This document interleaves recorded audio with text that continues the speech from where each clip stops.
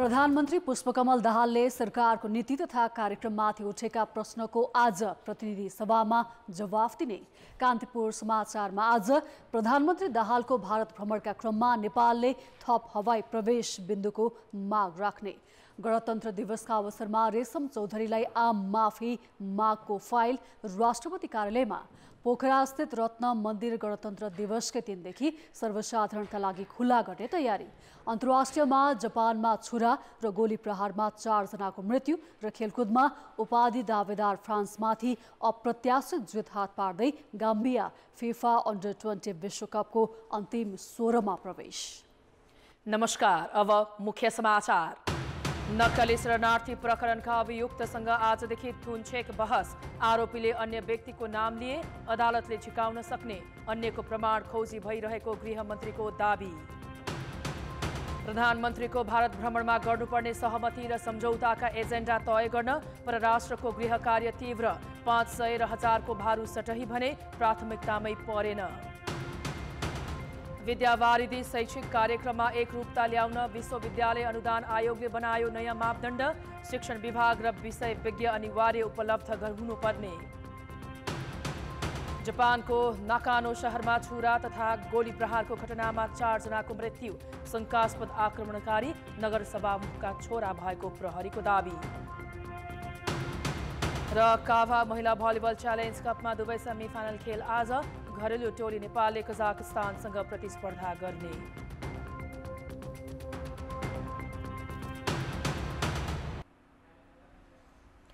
नक्कली भुटानी शरणार्थी प्रकरणमा संलग्न रहेको आरोप सहित 30 जना विरुद्ध काठमाडौँ जिल्ला अदालतमा मुद्दा दायर भएसँगै अब यसको प्रक्रिया कसरी अघि बढ्छ भन्ने चासो धेरैमा छ। प्रहरीले 60 दिन अनुसन्धान गरेर एउटामा पुर्याएको छ। यही प्रकरणमा संलग्न अन्यका बारेमा अनुसन्धान जारी राखेको छ भने सम्पत्ति शुद्धिकरण अनुसन्धान विभाग र अख्तियार दुरुपयोग अनुसन्धान आयोगलाई पनि थप छानबिन गर्न आग्रह गरेको छ। नक्कली शरणार्थी प्रकरणको अनुसन्धान र अबको अदालती के कसरी अगाडि बढ्छ त? नेपाल प्रहरीले 60 दिन अनुसन्धान गरेर निकालेको एउटा निचोड सहित जिल्ला सरकारी वकिलको कार्यालयले नक्कली शरणार्थी प्रकरणमा 30 जना विरुद्ध काठमाडौँ जिल्ला अदालतमा मुद्दा दायर गरेको छ। अब शुक्रबारदेखि अदालतमा थुनचेकको बहस हुनेछ। अदालतले पक्ष र विपक्षका तर्फबाट हुने बहस सुनेपछि अभियुक्तलाई थुनामा राखेरै कारबाही अघि बढाउने कि तरौटीमा वा सामान्य तारिखमा रिहा गर्ने भन्ने टुङ्गो लगाउनेछ। जे जति अभियुक्तहरू चाहिँ पहुँचमा आए हैन, तिनीहरूलाई नियन्त्रणमा लिन सक्यो। तिनीहरूबाट प्रारम्भिक रूपमा मुद्दा उठान गरेर पहिलो चरणको अभियोजन यो तरिकाले आउन सक्ने भयो। अहिले पनि अब कति 30 जनाको सङ्ख्याको कुरो छ हैन। त्यति मान्छेहरू त अहिले अब एक हिसाबले अनुसन्धानको दायराभित्र आएका मान्नु पर्यो हैन। सबै पक्राउ परेका छैनन्। अब पक्राउ पूर्जी अदालतले नै जारी गरेर पक्राउ पूर्जी वा सम्मान जारी गरेर अदालतले नै ल्याइदियोस् भन्ने गरी अभियोजन परेको अवस्था छ अहिले।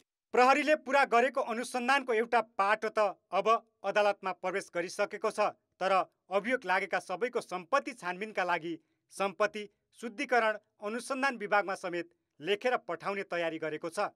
यसै गरी पूर्व उप प्रधानमन्त्री टोप बहादुर रायमाझी, पूर्व गृहमन्त्री बालकृष्ण खाँड, सचिव टेकनारायण पाण्डे र हज समितिका अध्यक्ष शमशेर मियालाई भ्रष्टाचारमा पनि कारबाहीका लागि अख्तियार दुरुपयोग अनुसन्धान आयोगमा पठाउने निर्णय सरकारी वकिल कार्यालयले गरेको छ। यसो हुँदा सम्पत्ति शुद्धिकरण विभाग र अख्तियारले फरक ढङ्गले यसको अनुसन्धान अघि बढाउनु पर्नेछ। विभागले आरोपीको सम्पत्तिको विवरण र वैधता दुवै खोजी गर्नेछ भने अख्तियारले पदीय दुरुपयोग गरेर भ्रष्टाचार गरेको प्रमाण खोजी गर्नेछ। त्यसो त नक्कली शरणार्थी प्रकरणको अनुसन्धान यतिमा मात्र पनि सीमित हुने छैन। प्रहरीले थप अभियुक्तको खोजी जारी राखेको छ। पक्राउ परेकाहरूले प्रहरीलाई दिएको बयानमा केही व्यक्तिको नाम मुछिएको छ। उनीहरू यो प्रकरणमा संलग्न छन् या छैनन् भन्ने आधार खोजी भइरहेको छ। गृहमन्त्री स्वयंले कसैको नाम मुछिँदैमा पक्राउ गरिहाल्न नसकिने र आवश्यक प्रमाण जुटाउने काममा प्रहरी लागिरहेको बताइसकेका छन्। अहिलेको अनुसन्धान गर्दाखेरि एउटा चाहिँ स्वाभाविक रूपमा अरू प्रक्रियामा जस्तै बयानहरूलाई आधारित बनाएको छ। अर्को कुरा चाहिँ बयानसँग मेल खाने गरी अरू तथ्य प्रमाण सँग पनि खोजी गरेर त्यससँग जोडेर अगाडि बढाउनु खोजेको छ। त्यसकारणले अघि यहाँहरूले भने जस्तै थुप्रै व्यक्तित्वहरूको पनि नाम आएको छ, तर एउटाले बयान दिएकै आधारमा मुद्दा चलाउन मिल्दैन कि भन्ने र अरू प्रमाणहरूको खोजी पनि गर्ने अनुसन्धानको प्रक्रिया होला प्रहरी भन्ने कुरा हामीले बुझ्नुपर्छ। त्यति मात्र होइन, अहिले पक्राउ परेकाहरूले न्यायाधीश समक्ष बयान दिँदा कसैको नाम लिएमा उनीहरूलाई प्रमाणका रूपमा अदालतले झिकाउन सक्छ। यसले पनि यो प्रकरण झन पेचिलो बन्ने सम्भावना कायमै छ। कान्तिपुर समाचारका लागि क्यामेरामा श्याम श्रेष्ठका साथ दीपक आचार्य र प्रकाश बम, काठमाडौँ। नेपालीलाई नक्कले भुटानी शरणार्थी बनाएर अमेरिका पठाउने प्रक्रियामा अध्यक्ष केपी शर्मा ओलीका स्वकीय सचिव सहित नेताहरूको नाम मुछिएपछि एमालेको भूमिकामा संशय देखिएको छ। आफ्ना धारणा सार्वजनिक गर्न सधैँ तम्सिने ओली आफ्नै स्वकीय सचिवले रकम बुझेको चर्चा हुँदा पनि यो विषयमा मौन छन्। तर प्रहरी हिरासतमा रहेकाहरूले एमालेका नेताहरूलाई नै करोडौं बुझाएको बयान दिएपछि पार्टीभित्र हलचल मचिएको छ। नक्कली भुटानी शरणार्थी प्रकरणमा मुछिएर हिरासतमा रहेका गिरोहका नाइके मध्येका सानु भण्डारीले एमाले सरकारमा हुँदा काम मिलाइदिने नाममा सिंहदरबार, प्रधानमन्त्री निवासदेखि मन्त्री क्वार्टरसम्म पुगेर करोडौं बुझाएको बयान दिएपछि यो प्रकरणमा एमाले रक्षात्मक बनेको हो। यता आफ्नो नेतृत्वको सरकार ढलेपछि प्रतिवेदन हेरफेर गर्नेदेखि मानव बेचबिखन गर्ने धन्दा सुरु भएको तर्क गर्दै एमाले पन्छिन खोजिरहेको छ। वास्तवमा नेकपा एमालेको सरकारमा रहेका बेलामा यस प्रकारको चाहिँ राष्ट्रलाई हानि पुर्याउने खालको गतिविधि त्यो समयमा भयो कि भएन भनेर भन्दाखेरि संस्थागत हिसाबले त्यस प्रकारको काम चाहिँ कुनै भएको छैन। तर अनुसन्धानका लागि हिरासतमा रहेकाले बयान दिँदा अध्यक्ष ओलीका स्वकीय सचिव राजेश बज्राचार्य, ओली प्रधानमन्त्री रहँदाका सल्लाहकार अजय क्रान्ति साक्य, उपाध्यक्ष एवं तत्कालीन गृहमन्त्री रामबहादुर थापा, सांसद तथा थापा पत्नी नयनकला छोरा प्रतीक लगायतको नाम लिएपछि एमालेमा थप नैतिक सङ्कट देखिएको छ। अहिले हाम्रो पार्टी मूलभूत रूपमा राम्रो हो। यहाँभित्र केही गडबडी, कमजोरी, फट्याइ, बदमासी गर्नेहरू पनि हुन सक्छन्, तर विथ ड्यू प्रोसेस तिनीहरू किनारा लाग्छ। जो कोही पनि अब त्यहाँ त सबै उपाध्यक्षको छोरो छ कि अर्कोको छोरो छ कि अर्को छोरो छ भनेर हामीले चाहिँ उल्लेख गर्ने कुरो भएन नि। हामीले त सचिव टोपाजुलाई त निर्देशनै दियौँ। शीर्ष नेता, परिवारका सदस्य तथा नेताका सहयोगीका नाम सार्वजनिक हुन थालेपछि एमाले उल्टो प्रहरी अनुसन्धानलाई शङ्काको दृष्टिकोणबाट हेरेको छ। केहीले भने नाम जोडिएकाहरू अनुसन्धानमा सहयोग पुर्याउन प्रहरी समक्ष आफै उपस्थित हुनुपर्ने बताएका छन्। शङ्का त हुने भयो नि त। शङ्का किन हुने हो भने वारेन्ट जारी नगर्ने तर पत्र पत्रिकामा चाहिँ फलानु पनि हो, फलानु पनि हो, फलानु पनि हो, फलानु पनि हो, फलानु पनि हो भन्ने, अनि गिरफ्तारको निम्ति गिरफ्तार गर्ने पनि होइन।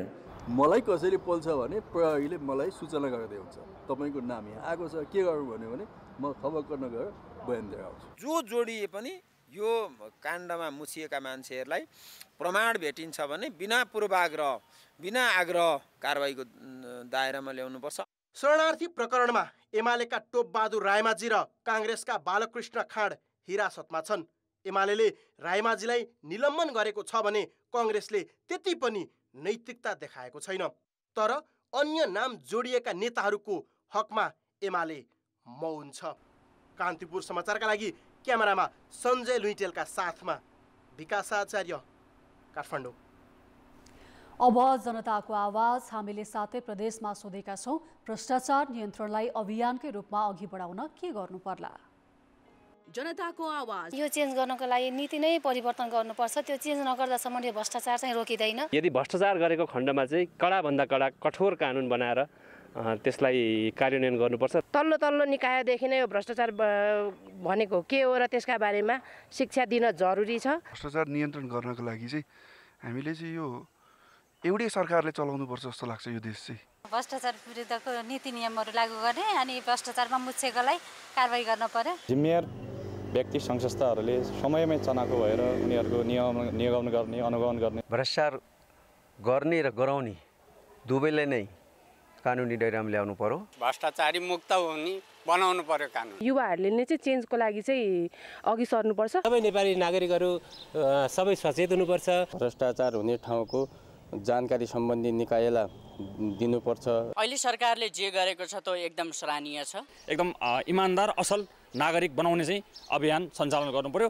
यसको लागि कानुन नै टाइट हुनुपर्छ। सर्वप्रथम त युवाहरू जुटेर सबै भनेर अगाडि बढ्नुपर्छ। जुन मान्छे भ्रष्टाचारी छन् त्यसलाई निर्भीक भएर नडराइकन त्यसलाई समाज सामु होइन पब्लिक सामु सार्वजनिक गर्ने आँट आफूमा हुनुपर्छ। भ्रष्टाचार नियन्त्रण गर्न निकाय हुँदा पनि भएन भने हामीले ठुलो कदम चल्नुपर्छ। जनता एकतामा रह्यो भने कसैले पनि यसलाई के गर्न सक्दैन। भ्रष्टाचारको अन्त चाहिँ हुन जनताहरू नै उठ्नुपर्छ जस्तो नत्र त मलाई लाग्दैन नेपालमा भ्रष्टाचार नियन्त्रण हुन्छ भने। भ्रष्टाचार रोक्नको लागि मेरो चाहिँ प्रतिबद्धता र मेरो खबरदारी हुनुपर्छ, म लाग्नुपर्छ भनेर सबैले सोच्नुपर्छ भन्ने लाग्छ। भन्दा कडा कानुन बनाउनुपर्छ र त्यस्ता अपराधीलाई तुरुन्तै कारबाही गरिहाल्नुपर्छ। राजनीतिक कर्मीहरू सचियो भनेपछि भ्रष्टाचार न्यून हुन्छ।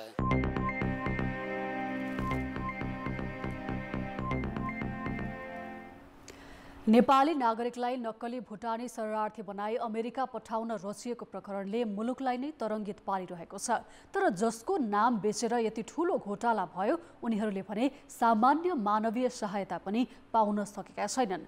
तेस्रो देश पुनर्स्थापनापछि शिविरमै बाँकी रहेका भुटानी शरणार्थी कसरी बाँचिरहेका छन् त? बेलडाङ्गी शिविर पुगेर झापा सहकर्मी रमा दाहालले पठाएको यो रिपोर्ट। झापाको बेलडागी शिविर B1077 नम्बरको छाप्रोमा बस्ने धनबहादुर गुरुङको चुलो नबलेको 1 वर्ष भयो। उनमा मधुमेह र बाथसँगै मानसिक समस्या छ। दात्री निकायको सहयोग पाउन छोडेपछि उनले औषधि पनि पुरा खान पाएका छैनन्। हेरचाह गर्ने कोही छैन। म बसेँ, मेरो नानीहरू सबै जानुभयो। अनि अब मलाई दुःख सुख हेर्ने चाहिँ बिहान बेलुका भाइको छोराबुहारी छ, त्यहीँ गएर म खान्छु, बिहान बेलुकै घरमा आउँछु। यही शिविरका अष्टबहादुर राईको पनि एउटा हात चल्दैन, राम्ररी कान पनि सुन्दैनन्। हर्कबहादुर सुब्बाको परिवारमा 2 जना मानसिक रोगी छन्। बिरामीको हेरचाह गर्न समस्या छ। आर्थिक सङ्कट पनि उस्तै छ। गाह्रै एकदम गाह्रै छ हामीलाई। एकदम समस्या चाहिँ एकदम साह्रै छ। अब 2 जना बिरामी छ, म पनि अझै बिरामी जस्तो छ। यो एउटा घुँडा दुखेर हुन्छ, त्यहाँदेखि अर्को झन् यो दाहिनो आँखा बन्दै देख्दैन, यो एउटा आँखा मात्रै छ। शिविरभित्रको कारुणिक अवस्था झल्काउने यी केही प्रतिनिधि पात्र मात्रै हुन्। यहाँ धेरैले औषधि उपचार पाएका छैनन्। शिविरमा नशा सम्बन्धी मानसिक रोग, सुगर, प्रेसर र कुपोषण व्याप्त छ। अशक्तताका कारण ज्याला मजदुरी गर्ने अवस्था पनि छैन। नेपाल सरकारले UNHCRसँग मानवीय सहायता उपलब्ध गराउन पहल गर्नुपर्ने शरणार्थी नेता बताउँछन्। 95% नै रिफ्युजी लगिसक्नुभयो। रहल होलान् 5%। आँकडा एक्ज्याक्ट मलाई थाहा छैन। 6000, 6500 कम्ती बेसी कति छ, लगभग 6000 को उसमा होला। यी मानिसका लागि एउटा निकासा निकाल्नु पर्यो। तेस्रो देश पुनर्वास कार्यक्रममा नअटाएका बाँकी भुटानीलाई आधारभूत मानवीय सहायता उपलब्ध गराउनु नेपालको पनि दायित्व हो। यसका लागि अन्तर्राष्ट्रिय दात्री निकायसँग समन्वय गर्न जरुरी देखिन्छ। कान्तिपुर समाचारका लागि रमा दाहाल, बेलडाङ्गी शिविर, झापा। अब जनमतमा आजको प्रश्न। जनमत हाम्रो प्रश्न छ, शिविरमा रहेका वास्तविक भुटानी शरणार्थीको व्यवस्थापन कसरी गर्न सकिएला? ए, स्वदेश फर्काउने, बी, तेस्रो मुलुकमा पुनर्स्थापना र सी, नेपालमै व्यवस्थापन। जनमतको अन्तिम परिणाम आज साँझ 8 बजेको कान्तिपुर समाचारमा प्रसारण गर्नेछौँ। कृपया NEWS news space A, B वा C टाइप गरी 34001मा SMS गरी आफ्नो मत व्यक्त गर्नुहोला। समाचार अझै बाँकी छन्। टिकापुर घटनामा संलग्न भएको आरोपमा जन्मकैदको सजाय पाएका रेशम चौधरी लगायतका कैदीबन्दीको सजाय माफीका लागि सरकारले राष्ट्रपति कार्यालयमा रायका लागि निवेदन पठाएको छ। राष्ट्रपतिका कानुनी सल्लाहकार बाबुराम कुँवरले राष्ट्रपति कार्यालयमा रेशम चौधरी लगायतलाई आम माफीका लागि गृह मन्त्रालयबाट निवेदनहरू आएको र दर्ता भएको बताए। गृह मन्त्रालयले जेठ 15 गते गणतन्त्र दिवसका अवसरमा आम माफीका लागि घोषणा गर्ने नाम राष्ट्रपति कार्यालयमा सिफारिस गर्छ। सिफारिस अघि रायका लागि राष्ट्रपति कार्यालयमा फाइल पठाइएको हो। राष्ट्रपति कार्यालयको राय लिइसकेपछि गृह मन्त्रालयले सजाय माफीको प्रस्ताव मन्त्री परिषदमा लैजानेछ। मन्त्री परिषदले निर्णय गरेर सिफारिस गरेपछि मात्र राष्ट्रपतिले गणतन्त्र दिवसका अवसरमा आम माफी दिने निर्णय लिनेछन्। यसअघि प्रधानमन्त्री पुष्पकमल दाहालले रेशम चौधरी लगायतको कैद सजाय माफीका लागि राष्ट्रपति रामचन्द्र पौडेलसँग बुधबार परामर्श गरेका थिए। संविधान जारी भएपछि असन्तुष्टि जनाउँदै कैलालीको टिकापुरमा 2072 भदौमा भएको हिंस्रक झडपमा र 1 जना नाबालक र 7 जना सुरक्षाकर्मी मारिएका थिए। जेठ 2 गते सर्वोच्चले टिकापुर घटनामा रेशम चौधरीलाई जन्मकैदको सजाय हुने गरी कैलाली जिल्ला अदालत र उच्च अदालत दिपायलले गरेको फैसला सर्वोच्च अदालतले सदर गरेको छ।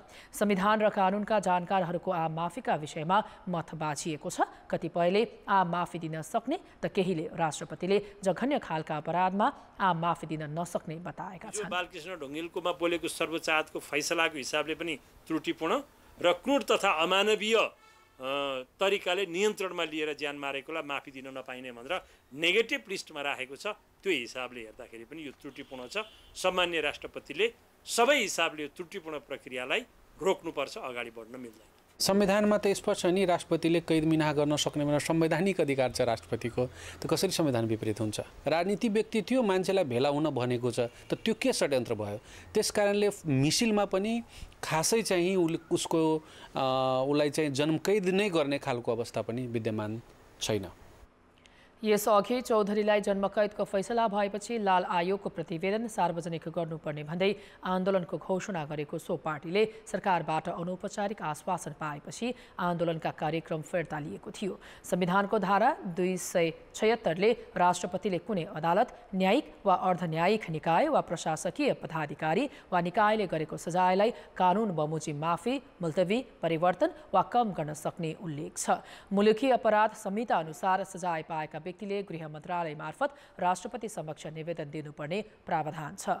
गृह मन्त्रालयले माफी सम्बन्धी निर्णय गर्न नेपाल सरकार समक्ष कारण खुलाएर सिफारिस पेश गर्नुपर्छ। माफी दिलाउन मुनासिब कारण देखेमा सरकारले आधार खुलाएर रायसहित राष्ट्रपति समक्ष सिफारिस गर्छ। चल्न खेल्न सक्ने अवस्था छैन र राष्ट्रपतिको जुन पद र ओहदा छ त्यसलाई यसरी बदनाम गर्नु हुँदैन। त राष्ट्रपति त असल कामका लागि पो उनको अधिकारको प्रयोग गर्ने हो। त अहिलेको अवस्थामा यो चाहिँ सही केस हो जस्तो लाग्दैन मलाई। संविधान दिवस, गणतन्त्र दिवस, प्रजातन्त्र दिवसमा कैदीको सजाय माफीको निर्णय हुने गरेको छ। चौधरी 15 फागुन 2074 देखि थुनामा छन्। उनलाई अदालतले तोकेको जन्मकैदको सजाय अनुसार 20 वर्ष कैद भुक्तान गर्नुपर्नेछ। माफी मिनाहाको प्रक्रिया कार्यान्वयन भए उनले करिब 15 वर्ष कैद सजाय मिनाहा पाउनेछन्। नेपाली कांग्रेसभित्रको किचलो बढ्दै जाँदा महाधिवेशन भएको 1.5 वर्ष नबित्दै विशेष महाधिवेशनको माग हुन थालेको छ। सभापति शेरबहादुर देउवाको कार्यशैलीलाई लिएर सुरु भएको असन्तुष्टि चुलिँदा नेतृत्व तहमै रहेको नेताहरूले महाधिवेशनको माग गर्न थालेका हुन्। तर यो माग सम्बोधन भने त्यति सजिलो देखिँदैन। सभापति शेरबहादुर देउवा एकलौटी रूपमा अघि बढेको र कुनै पनि विषयमा पार्टीमा छलफल नै हुन नसकेको दाबी सहित महामन्त्री गगन थापाले 14औं महाधिवेशनबाट नयाँ नेतृत्व चयन भएको 1.5 वर्ष नबित्दै विशेष महाधिवेशन माग गरेका हुन्। सभापति देउवाले केन्द्रीय समितिको बैठकसम्म नराखी आफू खुसी निर्णय गरेको भन्दै विशेष गरी युवा नेता चिडिएका हुन्। कांग्रेसको केन्द्रीय समिति 9 महिनादेखि बस्न सकेको छैन। पदाधिकारी बैठकमा महामन्त्रीहरू गगन थापा र विश्वप्रकाश शर्माले पटक पटक केन्द्रीय समिति बोलाउन माग गर्दा पनि देउवाले चासो दिएका छैनन्। सरकारमा पार्टी सहभागी हुनेदेखि मन्त्रीको नाम पठाउने विषयमा पनि सामूहिक छलफल नभएको ठहर 2 महामन्त्रीको छ। त्यसैगरी सङ्घ र प्रदेशको निर्वाचनको समीक्षा समेत कांग्रेसले गर्न सकेको छैन। अझ आफ्नै नेता बालकृष्ण खाँड नक्कली भुटानी शरणार्थी प्रकरण जस्तो गम्भीर अपराधमा मुछिँदा नेतृत्व मौन छ। आरोपीलाई तत्काल पार्टी जिम्मेवारीबाट निलम्बन गर्नुपर्ने माग उठ्दा सभापति देउबा मौन छन्। बरु उल्टै आफूसँग भेट्न आउनेहरूलाई खाँडको विषयमा कुरा नगर्न सुझाव दिने गरेका छन्। पदाधिकारी बैठकमा उपसभापति धनराज गुरुङ सहित 2 महामन्त्रीले यसबारे पटक पटक चासो देखाउँदा र केन्द्रीय समिति बोलाउन माग गर्दा देउवाले बेवास्ता गरेपछि विशेष महाधिवेशनै माग हुन थालेको हो। नेपाली काङ्ग्रेसको बहुसङ्ख्यक सदस्यहरूले हाम्रो पार्टी जोगाउनका निम्ति अब हामी सबैले आफ्नो जिम्मेवारीबाट बरु अहिले अलग्ग भएर हामी अरूलाई पनि आफ्नो जिम्मेवारीबाट अहिले अलग्ग हुन आह्वान गरेर त्यसपछि एक ठाउँमा भेलाबाट हामीले नेतृत्व पनि नयाँ छान्नुपर्छ, नयाँ खालको परिस्थितिको लागि पार्टीलाई नयाँ ढङ्गले लिएर जानुपर्छ भन्ने स्थिति बनाउनुपर्छ भनेर बहुसङ्ख्यक सदस्यहरूलाई लाग्यो भने कसले रोक्न सक्छ? देउवाले नै नेतृत्व सम्हालेपछि विशेष महाधिवेशनको माग उठेको यो दोस्रो पटक हो। 2074 सालको चुनावमा काङ्ग्रेसले अपेक्षित नतिजा ल्याउन नसकेपछि उठेको नेतृत्व परिवर्तनको माग त्यसै सेलायो। काङ्ग्रेसको विधानमा विशेष महाधिवेशनको व्यवस्था छैन, तर 25% महाधिवेशन प्रतिनिधिले हस्ताक्षर गरेर बुझाए 3 महिनाभित्र सभापतिले अर्ली महाधिवेशन बोलाउनु पर्ने व्यवस्था छ। झन्डै 4800 महाधिवेशन प्रतिनिधि रहेको काङ्ग्रेसमा तत्कालै 25% को हस्ताक्षर जुटाउन सजिलो छैन। पार्टीभित्र छलफल जरुरी छ। विभिन्न ढङ्गबाट विभिन्न विचारहरू आइरहेका छन्, विभिन्न खालका सुझावहरू प्राप्त भएका छन्। त्यसका आधारमा चाहिँ के गर्दा उपयुक्त हुन्छ र पार्टीलाई राम्रो हुन्छ, पार्टीलाई फाइदा पुग्छ भन्ने दृष्टिकोणबाट चाहिँ हामीले कुनै पनि निर्णय गर्दा उपयुक्त हुन्छ भन्ने। सङ्घदेखि स्थानीय तहसम्म धेरै ठाउँमा काङ्ग्रेस सरकारमा छ। यो बेला जनतामा उत्साह भर्न सक्नुपर्ने काङ्ग्रेस नेतृत्व भने किचलोमै अल्मलिएको छ। पार्टीले जनताका एजेन्डा बोक्न सकेको छैन। यी विषयहरू उठ्दै गरेका छन्। अब यी विषयहरू नयाँ पनि होइनन्। पार्टीभित्र यस्ता विषयहरू उठिराख्छन्, त्यसलाई अन्यथा रूपमा पनि लिनुहुन्न। पार्टीका बैठकहरू ठिक समयमा बैठकहरू बस्छ। विशेष महाधिवेशनको यो मौसम पनि होइन, सम्भावना पनि छैन, आवश्यकता पनि छैन। आवश्यकता नै नभएको कुरामा चर्चा गर्नुको कुनै अर्थ मैले देखेको छैन। पार्टीलाई चलायमान बनाउने भातृ तथा शुभेच्छुक संस्थाहरू निष्क्रिय छन्। अधिकांश भातृ संस्थाहरू दशक बितिसक्दा पनि अधिवेशन समेत हुन सकेको छैन। उनीहरूलाई चलायमान बनाउन र जनतामाझ पुग्न नै नेताहरूको आत्मबल कमजोर देखिएको छ। यो अवस्थामा पार्टीलाई गतिशील बनाउन नसक्दा नेतृत्वकै विकल्प खोजी हुन थालेको हो। कान्तिपुर समाचारका लागि क्यामेरामा रूपक कोइरालाका साथ पर्वतराज घिमिरे, काठमाडौँ। विश्वविद्यालयहरूले सञ्चालन गर्ने विद्यावारिधि शैक्षिक कार्यक्रममा एकरूपता दिइने भएको छ। विद्यावारिधिको शैक्षिक कार्यक्रम सञ्चालनका लागि अनिवार्य रूपमा डिन कार्यालय वा शिक्षण विभाग हुनुपर्ने लगायतको व्यवस्था गर्दै विश्वविद्यालय अनुदान आयोगले विद्यावारिधि सञ्चालन सम्बन्धी नयाँ मापदण्ड बनाएको छ। उच्च शिक्षाको अध्ययन अनुसन्धान गर्ने 11वटा विश्वविद्यालय सञ्चालनमा छन्। ती विश्वविद्यालयहरूमा विद्यावारिधिका शैक्षिक कार्यक्रम आफ्नै किसिमले सञ्चालन गरिरहेका छन्। विद्यावारिधिका कार्यक्रम सञ्चालनका लागि विश्वविद्यालयहरूमा अनिवार्य रूपमा डिन कार्यालय वा शिक्षण विभाग विषय विज्ञहरू उपलब्ध भएपछि मात्र सुरु गर्न पाउने व्यवस्था छ। तर संस्कृत, लुम्बिनी लगायतका केही विश्वविद्यालयले शिक्षण विभाग र विषय विज्ञ बिना नै विद्यावारिधिका शैक्षिक कार्यक्रम सञ्चालन गरिरहेको गुनासापछि विश्वविद्यालय अनुदान आयोगले विद्यावारिधिका कार्यक्रम सञ्चालनमा एकरूपता दिन नयाँ मापदण्डलाई अन्तिम रूप दिएको हो। काहीँ अर्थशास्त्र पढाइ हुँदैन, अर्थशास्त्रमा पिएचडी गरेको पनि पाइएको छ। म्याथमेटिक्स पढाइ हुँदैन, म्याथमेटिक्स पनि पिएचडी गरेको पाइएको छ। व्यवस्थापनको कुनै त्यहाँ डिन कार्यालय पनि केही पनि छैन, त्यहाँ पनि अब व्यवस्थापन पिएचडी गर्न खोजिरहेछन्, गरिरहेछन्। अब यो किसिमको तालमेल मिलेर गएको छैन कि, र विश्वविद्यालयहरूमा यो समस्या छ। यस परिप्रेक्ष्यमा हामीले त्यसलाई अब नियमन गर्नै पर्ने स्थितिमा हामी पुगेका छौँ र त्यही अनुसारले हामीले एउटा गाइडलाइन तयार गरिरहेका छौँ, जस अनुरूप आफ्नो फ्याकल्टी नभएको, डिन कार्यालय नभएको विषयमा पिएचडी गराउनलाई चाहिँ अब विश्वविद्यालयले रोक्नुपर्छ। त्यसो त 5 वर्षदेखि स्नातकोत्तर वा एमफिल शैक्षिक कार्यक्रम सञ्चालन गरेको विश्वविद्यालय वा शैक्षिक संस्थाले मात्र विद्यावारिधि कार्यक्रम सुरु गर्न सक्ने व्यवस्था छ। विद्यावारिधि शैक्षिक कार्यक्रमको गुणस्तर अनुसन्धान र विश्वसनीय बनाउन विद्यावारिधि सञ्चालन सम्बन्धी एकरूपता बनाउन आवश्यक रहेको विज्ञको बुझाइ छ। विद्यावारिधि मात्रै होइन, कुनै पनि शैक्षिक कार्यक्रम सञ्चालन गर्नलाई त्यसको जिम्मेवारी लिने एउटा निकाय हुनुपर्छ। त्यो जिम्मेवारी लिने निकायमा ओभरअलमा डिन कार्यालय हो। सबै विश्वविद्यालयले यो न्यूनतम मापदण्ड पुर्याएर अगाडि गइरहेको छ भन्ने कुरा यसले सुनिश्चित गर्ने हो। त्यसको लागि आफैले पनि विश्वविद्यालय अनुदान आयोगले पनि फ्रेमवर्क बनाएर यो घटीमा पनि यति मापदण्ड तपाईँहरूले पुर्याएर अगाडि जानुहोस् भनेर दिएको हुन्छ। त्यही मापदण्ड हो।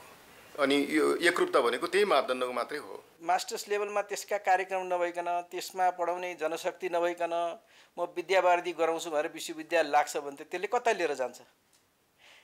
त्यहाँबाट उत्पादन भएका विद्यार्थीहरूको के हुन्छ हैसियत बजारमा? त्यो त भोलि प्रश्न उठ्ने कुरा छँदैछ त्यहाँ।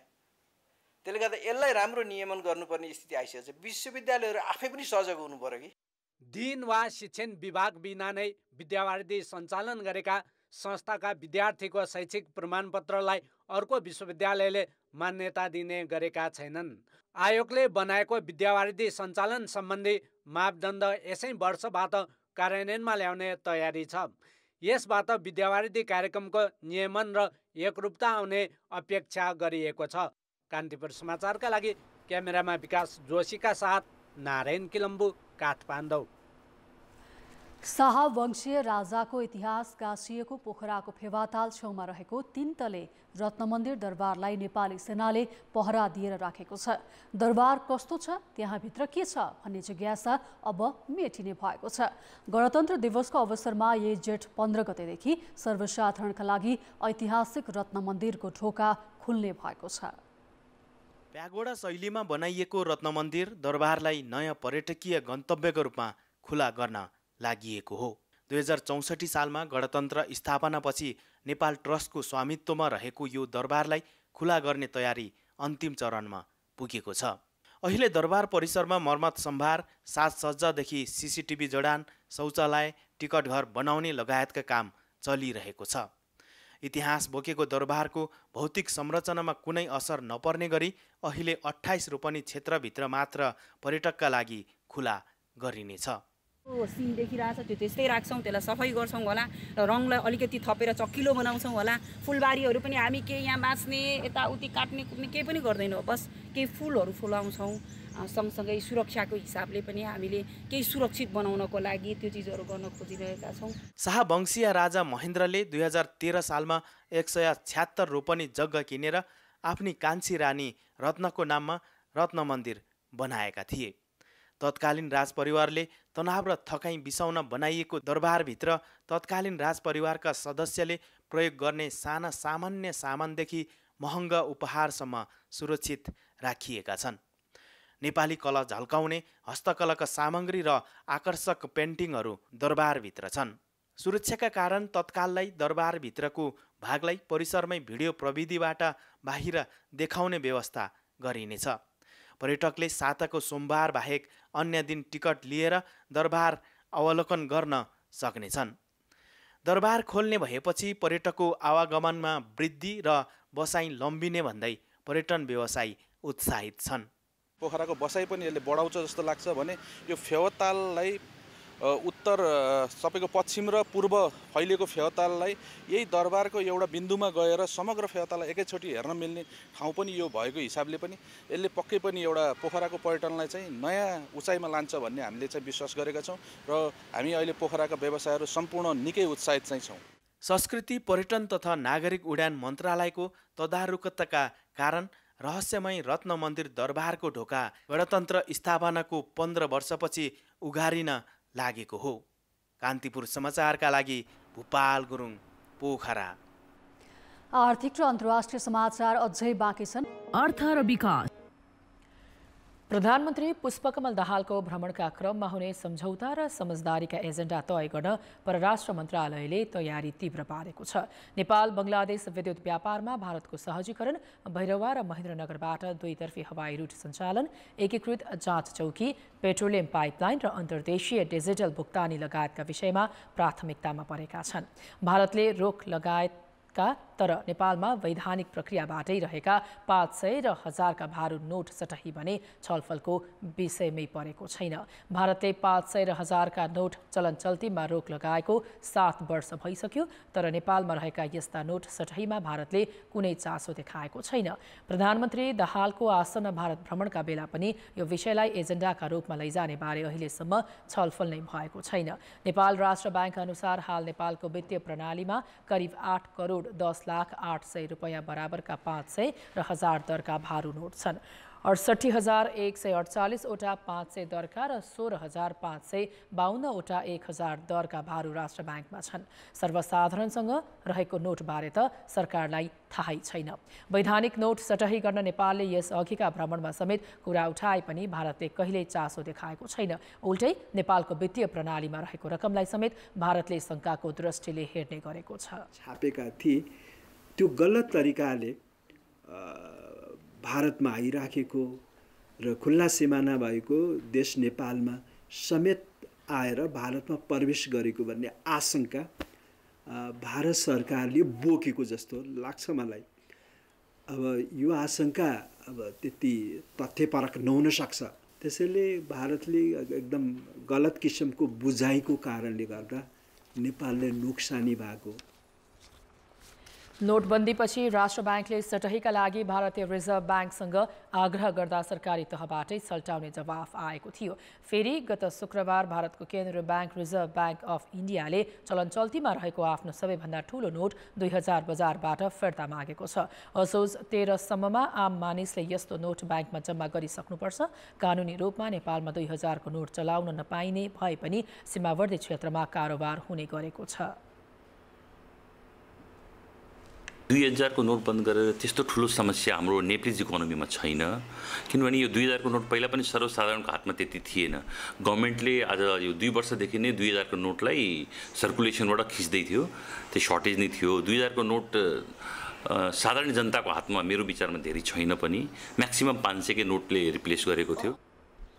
अहिले 2000 दरका नोट फिर्ता लिने निर्णयले खासै असर नगरे पनि यस अघिका 1000 र 500 दरका नोट सटही भने आसन्न भ्रमणमा प्राथमिकतामा राख्न व्यवसायीहरूले सुझाव दिँदै आएका छन्। प्रधानमन्त्री पुष्पकमल दाहालको भारत भ्रमणमा क्रस बोर्डर हवाई उडान, नयाँ प्रवेश बिन्दु र नयाँ विमानस्थल सञ्चालनको विषय उठाइने भएको छ। नयाँ बनेका 2वटा विमानस्थल भू राजनीतिक चपेटामा पर्दा 1 वर्षसम्म पनि पूर्ण क्षमतामा सञ्चालन हुन सकेका छैनन्। यसपटकको भारत भ्रमण ऐतिहासिक बनाउने दावी गर्दै आएका प्रधानमन्त्री सामु यी समस्या सुल्झाउनै पर्ने चुनौती छ। 1 वर्ष अघि नै व्यावसायिक सञ्चालनमा आएको लुम्बिनी स्थित गौतम बुद्ध अन्तर्राष्ट्रिय विमानस्थलले अन्तर्राष्ट्रिय उडान भर्ने जहाजहरूका लागि भारत हुँदै नेपालमा सहज प्रवेश बिन्दु पाएको छैन। नेपाल नागरिक उड्डयन प्राधिकरणले लुम्बिनीको नजिक पर्ने भारतीय भूभाग लुम्सीबाट प्रवेश बिन्दु माग गरे पनि भारतले दिन आनाकानी गरेको छ। लुम्सीबाट हवाई रोड दिएमा गौतम बुद्ध र पोखरा विमानस्थलमा उडान अवतरण सहज हुने र यात्रुलाई लागत पनि कम पर्नेछ। यस्तै प्रस्तावित निजगढ विमानस्थललाई पनि सहयोग गरी हवाई प्रवेश बिन्दु दिन आग्रह गर्नुपर्ने विज्ञहरूले सुझाएका छन्। सबभन्दा अर्को कुरा मैले अहिले देखिरहेको निजगढ त हामीले भनेका छौँ, कतै भोलि निजगढ हामीले बनाइसकेपछि यी जुन अहिले दोहोरिएका छन् भैरवा र पोखरामा, त्यो त्यहाँ पनि दोहोरिने हो कि? निजगढ त फेरि ठुलो चाहिँ एमाउन्टमा बन्ने विमानस्थल हो, त दोस्रो अन्तर्राष्ट्रिय हो खासमा भन्ने भने, हुन त यिनीहरू पनि अन्तर्राष्ट्रिय हुन् तर ठुलो क्यापासिटीको खर्बको लगानी हुन्छ हो। ती कुरामा हामीलाई कहाँ हामीलाई रोकावट हुन्छ। सरकारले आउँदो वर्षमा पर्यटकको संख्या दोब्बरले बढाउने लक्ष्य लिएको छ। त्यसका लागि वार्षिक झन्डै 15% बढेको हवाई चाप थेक्न र ठूलो लगानीमा बनाइएका विमानस्थलको व्यावसायिक सञ्चालन मुख्य लक्ष्य लिएको छ। नेपालले पूर्वदेखि पश्चिमसम्ममा कम्तीमा 7 प्रवेश बिन्दु दिन माग गर्दै आएको छ। महेन्द्रनगर र नेपालगञ्जमा भारतले सैनिक क्षेत्र परेको भन्दै पन्छ्याउँदै आएको छ। पश्चिम क्षेत्रबाट आएका जहाजले महेन्द्रनगरलाई प्रवेश बिन्दु बनाउन सकेमा 10 देखि 15 मिनटको दूरी छोटिनेछ। प्रधानमन्त्रीको भ्रमणमा हुने प्राविधिक विषय सुल्झाउन भ्रमण पूर्व नै दुई देशका प्राविधिक अधिकारीहरूको बैठक तय भइसकेको छ। यसका लागि संस्कृति पर्यटन तथा नागरिक उड्डयन मन्त्रालयको हवाई उद्योग महाशाखा प्रमुख बुद्धिसागर लामिछाने र नेपाल नागरिक उड्डयन प्राधिकरणका महानिर्देशक प्रदीप अधिकारी बुधबार नै नयाँ दिल्ली पुगिसकेका छन्। हवाई रुट प्राविधिक विषय भए पनि अनावश्यक राजनीतिकरण गरिँदा समस्या भएको जानकार बताउँछन्।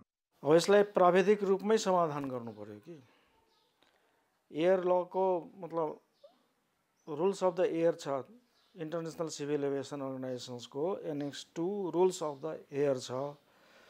त्यो रुल्स अफ द हामी चाहिँ इन्टरनेसनल सिभिल एभिएसन अर्गनाइजेसन्सको आइकेओको कन्ट्र्याक्टिङ स्टेट हामी पनि हो, कन्ट्र्याक्टिङ स्टेट हाम्रा छिमेकी राष्ट्रहरू पनि हुन्। उनीहरूले चाहिँ रुल्स अफ द एयरलाई दिल खोलेर मानिदिनु पर्यो। पोखरा विमानस्थल चिनिया ऋणमा बनेको भन्दै भारतले उडान अनुमति दिएको छैन। त्यस्तै चिनिया कम्पनीले बनाएको गौतम बुद्ध अन्तर्राष्ट्रिय विमानस्थलबाट 1 वर्षसम्म पनि नियमित उडान हुन सकेको छैन। दुवै विमानस्थलको सञ्चालन प्रधानमन्त्रीको भारत भ्रमणको एजेन्डा बन्ने जनाइएको छ। विमान अवतरणलाई सहज बनाउन जडान गरिएको इन्स्ट्रुमेन्टल ल्यान्डिङ सिस्टमको वेबले बोर्डर पार गर्दा सिस्टम नै सञ्चालनमा ल्याउन सकेको छैन। यसका लागि प्रधानमन्त्रीले नै पहल गर्नुपर्नेछ। अरबौं रुपियाँ ऋण लिएर निर्माण गरिएका विमानस्थल सञ्चालनका लागि कूटनीतिक पहल गर्न सके प्रधानमन्त्री दाहालको भारत भ्रमण सार्थक हुने देखिन्छ। कान्तिपुर समाचारका लागि क्यामेरामा श्याम श्रेष्ठ, हेम परसाईका साथ भरत रावल र सुमन पन्थ, काठमाडौँ। अब अन्तर्राष्ट्रिय समाचार। जापानको नाकानो सहरमा भएको छुरा तथा गोली प्रहारको घटनामा 4 जनाको मृत्यु भएको छ। आक्रमणकारी नगरसभा सभामुखको छोरा भएको स्थानीय सञ्चार माध्यमले जनाएका छन्। शङ्कास्पद आक्रमणकारीलाई प्रहरीले नियन्त्रणमा लिइसकेको छ। आक्रमणकारीले सुरुमा 1 जना महिलालाई छुरा प्रहार गरेको र त्यसपछि सिकारी राइफलले 2 जना प्रहरीलाई गोली हानेर मारेको हो। घटनामा थप 1 जना मारिएको कुरा पछि पुष्टि भएको थियो। चौथो व्यक्ति 1 जना वृद्ध महिला भएको र उनी कसरी मारिन् भन्ने कुरा स्पष्ट नभएको जनाइएको छ। स्थानीय समयअनुसार साँझ करिब 6:30 बजे प्रहरीले 1 जना व्यक्तिले एउटा महिलालाई छुरा हानेको घटनाबारे प्रथम सूचना पाएको जापानी समाचार समिति क्योदोले जनाएको छ। आक्रमणकारीले सैनिकले लगाउने जस्तो पोसाक लगाएको र पक्राउ पर्नुअघि आफ्नो बुवाको घरभित्र घण्टौं लुकेर बसेको प्रहरीले बताएको छ। गत जुलाईमा पूर्व प्रधानमन्त्री सिन्जो आबेको गोली प्रहार गरी हत्या भए पनि जापानमा बन्दुक हिंसाको घटना विरलै हुने गरेको छ। बन्दुकको लाइसेन्स लिनका लागि त्यहाँ कठिन परीक्षा र मानसिक स्वास्थ्य परीक्षण गराउनुपर्छ। त्यसपछि शटगन र एयर राइफल मात्र किन्न पाइन्छ। समाचार अझै बाँकी छन्। खेलकुद समाचार। कान्तिपुर खेलकुद समाचारमा स्वागत छ। काभा महिला भलिबल च्यालेन्ज कपमा घरेलु टोली नेपाल र काजाखस्तान फाइनल प्रवेशका लागि भिड्दैछन्। यो खेल दिउँसो 5 बजे राष्ट्रिय खेलकुद परिषदको कबड हलमा सुरु हुनेछ। साबिक विजेता नेपाल लगातार तेस्रो पटक फाइनलमा प्रवेश गर्ने लक्ष्यमा हुनेछ। यसअघि अपराजित रहँदै सेमी फाइनलमा पुगेको नेपाल घरेलु कोर्टमा पनि भारतसँग सम्म चरणमा पराजित भएको थियो। 2 पटकको विजेता नेपालले आज काजाखस्तानलाई हराएमा उपाधिका लागि फेरि भारतसँग नै प्रतिस्पर्धा हुने देखिएको छ। नेपालकी स्टार स्पाइकर प्रतिभा माली चोटका कारण मैदान बाहिर भएकाले नेपाली टिमले महत्त्वपूर्ण खेलमा निकै सङ्घर्ष गर्नु परेको छ। नेपालसम्म बीको उपविजेता बनेर अन्तिम 4मा प्रवेश गरेको हो। अपराजित काजाखस्तान सम्म बीको विजेता हो। समूह ए को विजेता भारत र समूह बी को उपविजेता उज्बेकिस्तान बीचको खेल पनि आजै हुनेछ। यो खेल दिउँसो 2:30 बजेबाट सुरु हुनेछ। भारत जारी प्रतियोगितामा अपराजित रहेको छ। लगातार चौथो जित हात पार्दै फाइनल प्रवेश गर्ने भारतको लक्ष्य हुनेछ। यता उज्बेकिस्तान सम्म चरणको आफ्नो अन्तिम खेलमा काजाखस्तानसँग हारेपछि उपविजेताका रूपमा सेमी फाइनल प्रवेश गरेको हो। इङ्ग्लिस प्रिमियर लिगमा म्यान्चेस्टर युनाइटेडले चेल्सीलाई 4-1 गोलले हराएको छ। यो जितपछि युनाइटेडले आगामी सिजनका लागि च्याम्पियन्स लिगमा स्थान पक्का गरेको छ। शहीद स्मारक ए डिभिजन लिगमा आज 2 खेल हुँदैछन्। दिउँसो 2 बजे दशरथ रङ्गशालामा रेलिगेसन जोनमा रहेको खुमलटार युवा क्लब र नेपाल पुलिस क्लब आम्ने सामने हुनेछन्। पुलिस 20 खेलबाट 25 अङ्क जोड्दै तालिकाको 10औं स्थानमा छ। उसले आज जित दर्ता गरे शीर्ष 6मा पुग्नेछ। अघिल्लो खेलमा 3 स्टारलाई 1-0 गोलले हराएको पुलिस लगातार दोस्रो जितको खोजीमा हुनेछ।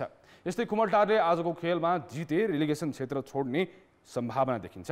अघिल्लो भेटमा पुलिसले खुमलटारलाई 3 गोलले हराएको थियो। यस्तै आज साँझ 6 बजे 3 स्टार र हिमालयन शेर्पा क्लब भिड्दैछन्। 3 स्टार कीर्तिमानी 9 खेलदेखि जितबिहीन छ।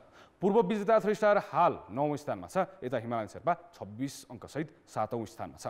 अघिल्लो भेटमा 3 स्टार 1-0 गोलले विजयी भएको थियो। कान्तिपुर खेलकुद समाचारहरूलाई यति नै। कान्तिपुर समाचार अहिलेलाई सकियो। यसपछि गुड मर्निङ नेपाल हेर्न सक्नुहुनेछ। कान्तिपुर टेलिभिजन हेर्दै गर्नुहोला। नमस्कार।